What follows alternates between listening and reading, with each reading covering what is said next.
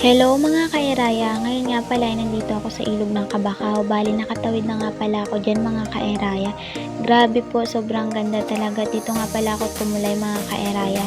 Alam nyo mga kaeraya, dati yung maliliit pa kami, sa ilog talaga kami dumadaan kasi nga wala pa ganyang tulay. Grabe ngayon talaga mga kaeraya, laki ng pinagbago niya.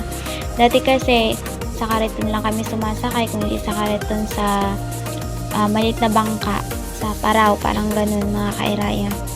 At dati talagang sobrang lakas ng agos, sobrang lalim. Ngayon talaga mga kairaya, kahit dun ka sa tubig dumaan, makakadaan ka kasi sobrang baba niya na at sobrang linaw na ng tubig. Hindi katulad dati talaga mga kairaya. Ngayon nga pala mga kairaya ay kaya ako pumunta dito kasi nandito yung nanay at tatay ko tapos yung isa kong kapatid. Dumalaw sila dito sa mga tiyo at syempre matagal-tagal na rin nga akong di nakakadalaw. Kitang-kita nyo ng mga kairaya.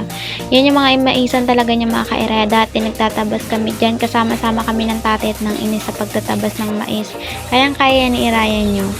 Yan mga kairaya, madami talaga mapapagtaniman dito mga kairaya. Sa sobrang lapad yan naman ho iyan ang lupain yan. Pwede mong tanimin kahit ano dyan.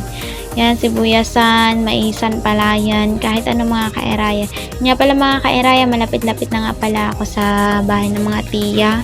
Yan, sobrang ganda ng tanawin dito mga kairaya. Nakaka-enjoy lalo na yung pagsikat ng araw at paglubog ng araw. Yan, malapit na nga pala ako dito.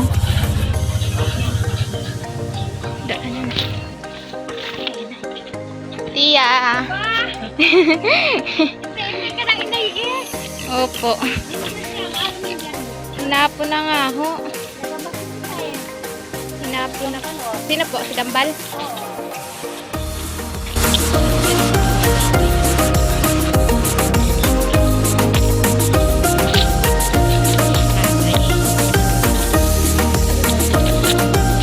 Siya nga pala mga kairaya yung tatay ko. Super bait at super supportive. Bye-bye!